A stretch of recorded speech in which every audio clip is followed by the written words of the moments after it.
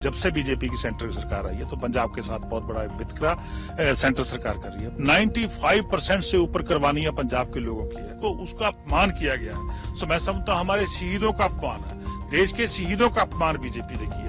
ਮਾਨ ਦੀ ਤਰ੍ਹਾਂ ਮਾਨ ਦੇ ਮੰਤਰੀ ਵੀ ਬੀਜੇਪੀ ਤੇ ਖਾਸੇ ਔਖੇ ਨੇ, ਕਿਉਂਕਿ ਲਗਾਤਾਰ ਦੂਜੀ ਵਾਰ ਮਾਨ ਸਰਕਾਰ ਨੂੰ ਨਿਰਾਸ਼ਾ ਜੋ ਮਿਲੀ ਹੈ।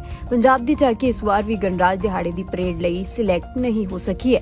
इसलिए खजाना मंत्री हरपाल सिंह चीमा ने खुल के मोदी सरकार खिलाफ पड़ास कढ़ी है। देखिए 26 जनवरी को जो नेशनल परेड होती है उसमें हर एक राज्य की एक झांकी जाती है, हर एक राज्य अपना इतिहास वहां पे दिखाता है, या हर एक राज्य अपनी प्राप्ति दिखाता है, हर एक राज्य अपनी प्रोग्रेस दिखाता है। तो मैं समझता हूं लगातार पंजाब के साथ बीजेपी की, जब से बीजेपी की सेंट्रल सरकार आई है तो पंजाब के साथ बहुत बड़ा वितकरा सेंट्रल सरकार कर रही है। पंजाब जब देश आजाद हो रहा था, जब देश की आजादी की जंग लड़ी जा रही थी, तो सबसे ज्यादा कुर्बानियां किसने दी? पंजाब के लोगों ने दी। पंजाब के लोगों ने अपनी जान की परवाह की है, हजारों लाखों लोगों ने अपनी कुर्बानियां देकर देश को आजाद करवाया। और जितनी भी लड़ाइयां चली हैं अब तक, जितनी भी दुश्मनों के साथ लड़ाई हुई, सबसे ज्यादा कुर्बानियां पंजाब के लोगों ने दी है। 95% से ऊपर कुर्बानियां पंजाब के लोगों की है।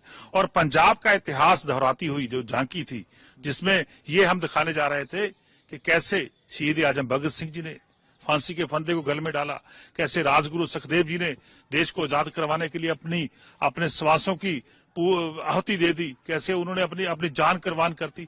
ये हम उस इतिहास दोहराने वाली ये झांकी उसमें शामिल करने के लिए भेजी थी। उसका अपमान किया गया है। सो मैं समझता हूं हमारे शहीदों का अपमान है, देश के शहीदों का अपमान बीजेपी ने किया है। और देश के लोग बीजेपी से पूछेंगे, देश के लोग बीजेपी को जवाब देंगे कि आपने जिन लोगों ने देश को आजाद करवाया, जिन्होंने अपनी कुर्बानियां दे दी, अपने परिवारों को छोड़ दिया और देश को अपना परिवार माना, आज उसकी आप अपमान कर रहे हो। तो मैं समझता हूं ये बहुत ही निंदनीय स्टेप जो है केंद्र सरकार ने उठाया, बीजेपी ने उठाया। सो हम इसकी निंदा करते हैं।